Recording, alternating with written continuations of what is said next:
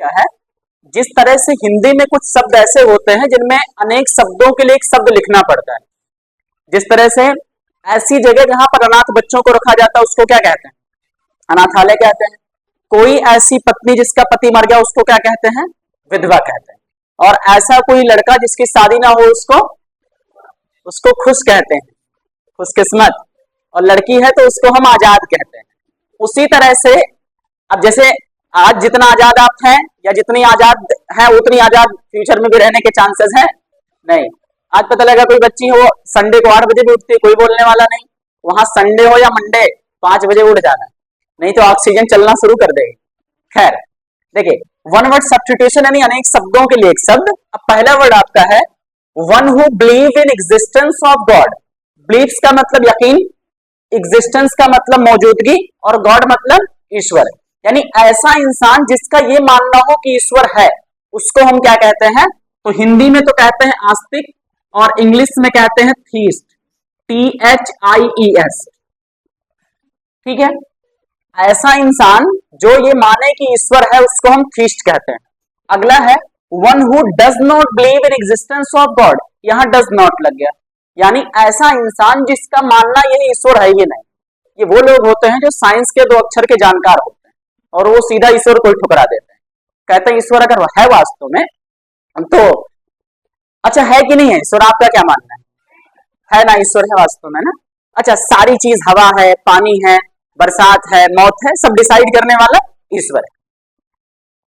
जैसे मान लीजिए कोई एक औरत थी जिसके पास इकलौती एक संतान थी और ईश्वर को पता था इसकी संतान अकेली है और उस संतान से उसको बहुत लगाव है। उस संतान को ईश्वर ने क्यों छीन लिया अगर पता था? ईश्वर वास्तव में अगर सब कुछ करने वाला तो क्यों ले लिया? अब आप ये सोचते होंगे कि भाई ईश्वर बाद में एक संतान उसको और दे देगा। मान लीजिए कोई छोटा सा बच्चा था जिसका भी जन्म हुआ और जन्म होते समय ही उस ईश्वर ने अगर उसकी मां छीन ली, तब क्या ये इंसाफ है? नहीं ना। अगर ईश्वर सब कुछ जानता है तो ऐसा क्यों कर रहा है? बाढ़ आई, किसके कंट्रोल में है? ईश्वर के। पता लगा हजारों लोग बह के बेचारे मर गए, उनके घर फना हो गए। पेंडेमिक कोई आ रहा है उसमें लोग फना हो जा रहे हैं। अगर हर छोटी चीज के पीछे ईश्वर जिम्मेदार है तो ईश्वर हमारे साथ ऐसा क्यों करता है? करना चाहिए ऐसा नहीं ना। ऐसा मैं नहीं कहता, ऐसा वो लोग आपको समझाएंगे जो ये कहते हैं ईश्वर नहीं है, उनके एक्सप्लेनेशन ऐसे ही होते हैं। मेरा मानना ऐसा नहीं। ठीक है, मैं मानता हूं ईश्वर है और मुझे विश्वास भी है, लेकिन जो आपको समझाएंगे कि ईश्वर नहीं, उनकी एक्सप्लेनेशन यही होती। तो हमको भटकना अपने मार्ग से नहीं।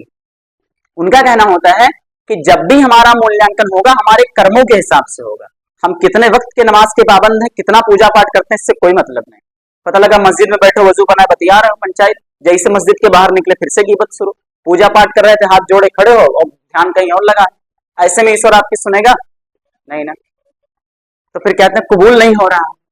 तो कबूलियत के पीछे हमारा है कि हमारा या जो लड़की पूजा करे थी उसका मन ईश्वर में कितना था, यही माने रखता कबूल हुआ कि नहीं हुआ। ठीक है, तो अच्छा, अगर मौजूदगी का विश्वास दिलाना हो तो कैसे दिलाएं? जैसे कोई पेड़ है, उसके पानी हम कहाँ डालते हैं, जड़ में या ऊपर ले जाकर? तो ऊपर जाता कैसे? इस पेड़ को कौन चला रहा है? हम लोग ऑपरेट कर रहे हैं इसको नहीं ना। ठीक है, इसके अलावा जैसे मान लीजिए ये स्किन है, इससे कुछ पसीने निकलते हैं, क्यों? क्योंकि इसके अंदर कुछ छिद्र हैं। तो इसी छिद्र से नहाते समय पानी अंदर कहीं नहीं जाता, यानी कोई तो कंट्रोल करने वाला है ना। तो दोनों तरह से मैंने बता दिया, जो भटकाते हैं वो और जो मार्गदर्शन दिखाते हैं वो। खैर देखिए, तो ऐसा इंसान जो कहे ईश्वर नहीं है उसी में सीधा ए लगा दीजिए। जैसे हम सत्य लिखते हैं, लड़के सत्य बोलते हैं और लड़कियां असत्य बोलती हैं, बस सीधा से यही फंडा है। लड़का बोला तो सत्य है, लड़की बोले तो असत्य है। इतना जल्दी एक्सेप्ट मत करिए बेटे। देखिए, तो इसके आगे सीधा हम क्या लगा देंगे? ए। तो ये क्या बन गया? ATHIEST। अथीस्ट का मतलब वो इंसान जो माने कि ईश्वर नहीं है। अगला देखिए, one who Yeats too much, यानी ऐसी लड़की जो ज्यादा खाए। हालांकि लड़की लिखा नहीं होकर अंडरस्टैंडेबल है। ठीक है, अच्छा, इनके खाने के कई तरीके होते हैं। अगर समाज में है तो आराम से जाए, और जैसे हट गया वैसे फिर से दोनों हाथ से शुरू हो गया। बाकी चाइना पन्नी तो होता ही है, पर्सनल अलग बात। ठीक है, देखिए मतलब इतनी बड़ी भुक्खड़ होती हैं। मैं साथ मैंने बताया था कि मेरी रिलेटिव में एक लोग का डेथ हुआ था, तो डेथ में गई तो आंगन में अमरूद लगा दी। तो खैर जब बैठी तो बैठने के बाद अमरूद में इतने बड़े से लेकर बड़ा तक जितने अमरूद थे उसको उसने पूरी डाल साफ कर लेते बाद कहते हैं अगर नमक हो तो और मजा आ जाता। मतलब इतने बड़े पेटू होते हैं, मतलब किसी की वहां डेथ हुई है, कोई अपने शौक मना रहा है और इन्होंने अमरूद भी साफ कर दिए। ठीक है, इसलिए कह सकते हैं पेटू होते हैं, क्योंकि जैसे बनाना इन्होंने शुरू किया वैसे इनको टेस्ट करना शुरू कर देते हैं। जैसे खाना बनाना हुआ तो बनाते समय भजिया, बनाते समय भजिया, चिकन फ्राई करते हुए चिकन, पनीर के समय पनीर, मटर के छिलते मटर, भजिए के समय भजिया। अब कहीं पापा ना खाए भी कैसे खाए लो। अब मान लो अगर दो रोटी ना टेस्ट के नाम पे उड़ा दी है तो 10 बजे तक वो रुक सकते हैं आराम से ना।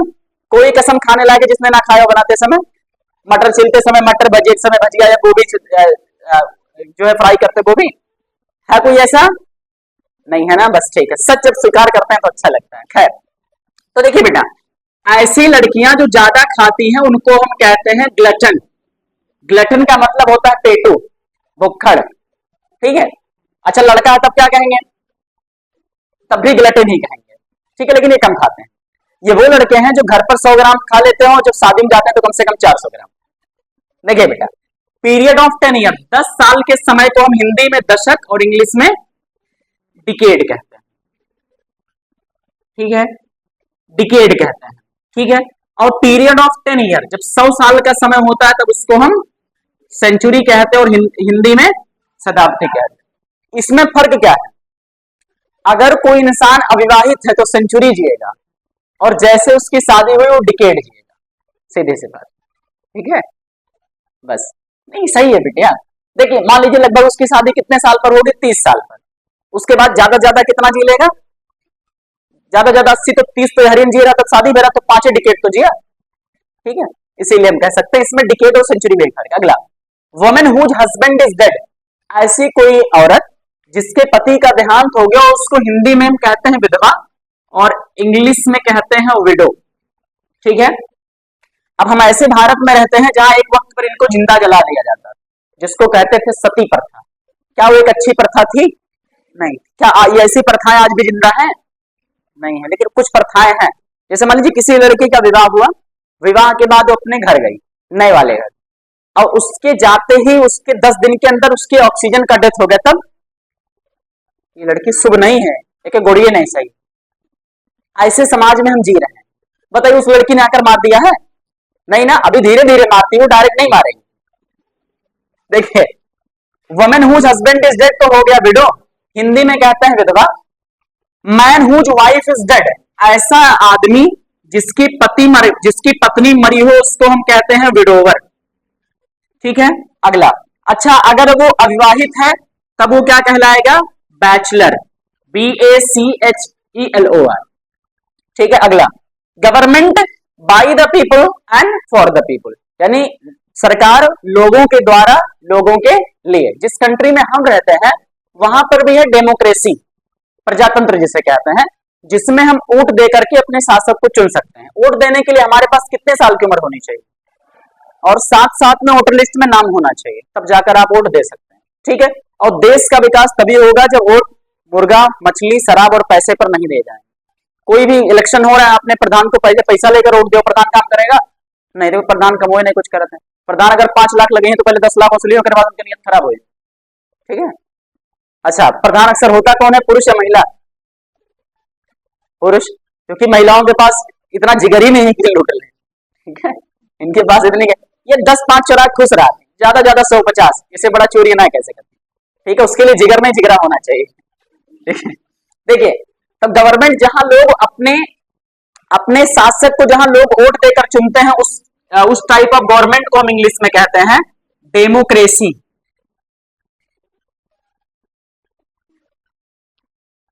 ठीक है, अच्छा जैसे सऊदी में क्या है, तो सऊदी में है मोनार्ची, बादशाही हुकूमत। यानी जैसे गद्दी पर बादशाह बैठे हैं तो आने वाले वक्त में उन्हीं के हिसाब से कोई बैठेगा, उनका बेटा, उनका भाई, उनके परिवार में ही से कोई बैठेगा। और यहाँ पर क्या है, भारत में क्या डिपेंड करता है कि अगले इलेक्शन में खर्चा किसने ज्यादा किया है, जिसने खर्चा ज्यादा किया वही प्रधान बनेगा। सीधी सी बात है, अगर वो खर्च ना करे तब इनके कुछ है ही नहीं है, क्या बनी प्रधान बनने लायक है? ये वोट दे लायक, चाय नहीं पिया तो प्रधान क्या बनी? तो इसीलिए डिसाइड हो जाता है पहले से। खैर, हाँ बेटा कह सकते हैं। Life history of a man written by himself, अगर अपनी कोई कहानी खुद लिखता है तो उसको हम इंग्लिश में क्या कहेंगे? हिंदी में आत्मकथा और इंग्लिश में ऑटोबायोग्राफी।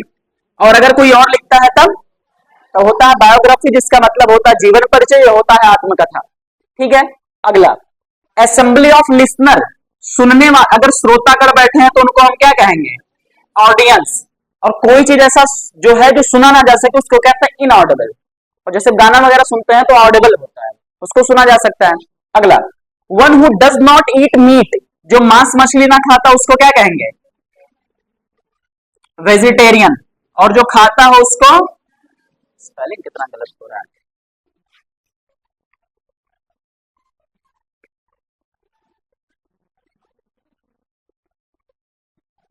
वेजिटेरियन। अच्छा, कोई ऐसा बंदा जो मांस मछली ना खाता, वो अपने भोजन के लिए जानवरों पर डिपेंड है या नहीं है? किन चीजों के लिए? दूध, दही, घी और मधुमक्खियों से शहद। ठीक है, अगर उस श्रेणी में हम अगर बात करें, हालांकि वो एक छोटी जंतु में आएगी। अच्छा, लड़कियों का बस चले तो शहद की बजाय सीधा मधुमक्खी ही खा लें, लेकिन मधुमक्खी मधुमक्खी को कैसे खाएगी? अगला वन हु ईट्स मीट, जो मीट खाता हो उसको हम कहते हैं नॉन वेजिटेरियन। हिंदी में क्या कहते हैं? मांसाहारी। और इसमें वेजिटेरियन को शाकाहारी। ठीक है, that can not B tamed, जिसको पाला ना जा सके घर पर। जानवर दो तरह के होते हैं, ठीक है, एक होते हैं डोमेस्टिक और दूसरे होते हैं वाइल्ड। और टेम्ड का मतलब होता है पालना। तो ऐसी जानवर जिनको पाला ना जा सके उनको हम क्या कहते हैं? वाइल्ड कहते हैं। देखिए, वाइल्ड और वाइल्ड डब्ल्यू से दोनों बना, ठीक है, ये चीज कॉमन है। ठीक है, अच्छा तो फिर लगभग देखिए, that can not B tamed. Tamed का मतलब होता है पालतू बनाना। जानवर दो तरह के होते हैं, एक होते हैं डोमेस्टिक और दूसरा होते हैं वाइल्ड। जिनको घर पे पाला जाता है जैसे बकरी, गाय, भैंस, ठीक है, ये सारे क्या है? पालतू हैं। और जो जानवर घर पे ना पाल सके उनको हम क्या कहते हैं?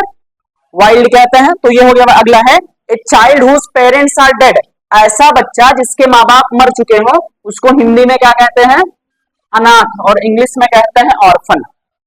अगला that can not be heard, जिसको सुना ना जा सके। तो जिसको सुना ना जा सके उसको कहते हैं इनऑडिबल। जिस चीज को सुन ना सके, जैसे लड़कियों की आवाज, घर टून दूसर रही है, दूसर रही, यहां बहुत आराम से बहुत तहजीब से बोलेंगे, घर पे मतलब कि कम से कम 3 गांव तो सुनाते हुए बोले बात। ठीक है, हाँ।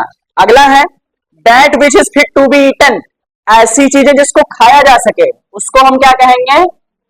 इडिबल। ठीक है, देखिए, ऐसा इंसान जो ईश्वर को माने उसको क्या कहते हैं? थीस्ट। और ऐसा इंसान, ऐसी लड़की जो ये माने ईश्वर रही उसको क्या कहते हैं? एथीस्ट। ऐसी लड़की जो ज्यादा खाए उसको क्या कहते हैं? ग्लटन। हिंदी में क्या कहेंगे? पेटू, भुक्खड़। ठीक है, अगला 10 साल की अवधि को क्या कहेंगे? डिकेड। और 100 साल की अवधि को सेंचुरी। अब सेंचुरी और डिकेड में क्या अंतर है? शादी से पहले इंसान सेंचुरी जीता है और शादी के बाद डिकेड जीता है। ठीक है, क्योंकि उसका दिमाग खाने वाले आ जाते हैं।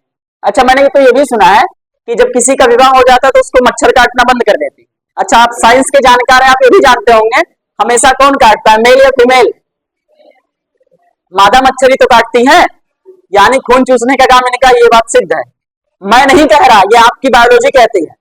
ठीक है, ये मैं नहीं कह रहा बिल्कुल भी। तो मैंने ये भी सुना है, पता नहीं सही है कि नहीं सही है, तो विवाह के बाद इंसान को मच्छर काटना बंद करते क्योंकि खून चूसने के लिए परमानेंट आ जाते हैं। अगला women whose husband is dead, ऐसा बंदा, सॉरी, ऐसी पत्नी, ऐसी औरत जिसका पति मर गया उसको क्या कहेंगे?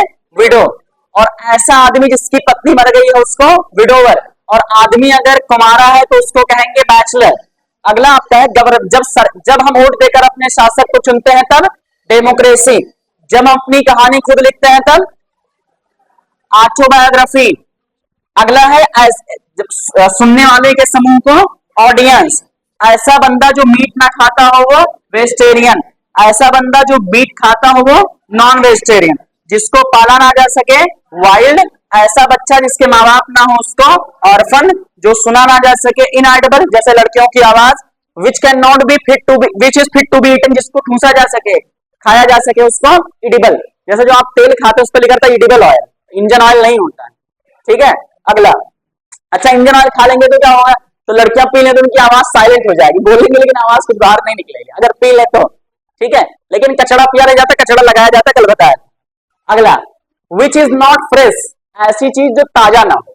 जैसे एक आदमी था तो अपनी वाइफ को इंग्लिश बोलना बता रहा कि, तो उसने दिन में बताया कि देखो सुबह जो खाते हैं उसको ब्रेकफास्ट, दोपहर को लंच और शाम को हम डिनर कहते हैं। तो उसकी वाइफ सुबह उठी और ला करके पटक रखा, मतलब टेबल पर, कहा ये लीजिए सुबह का नाश्ता देने के टाइम आई, तो कहा ये लीजिए डिनर कर लीजिए।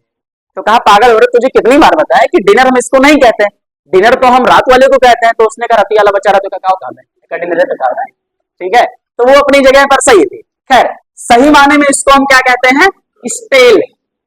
स्टेल का मतलब होता है बासी खाना, चाहे फ्रिज में रखो चाहे बार बार गर्म करो, स्टेल है, ठीक है। जैसे जब कोई लड़कियां जाती चायना पन्नी लेके तो उसको बार बार गर्म करके तो खाती हैं, तो स्टेल फूड खाती, जो आपके स्वास्थ्य के लिए अच्छा नहीं होता है, ठीक है, इसीलिए अकल में कमी आ जाती है। अगला, one who believes in fate, ऐसा इंसान जो किस्मत पर भरोसा रखता है उसको कहते हैं फेटलिस्ट।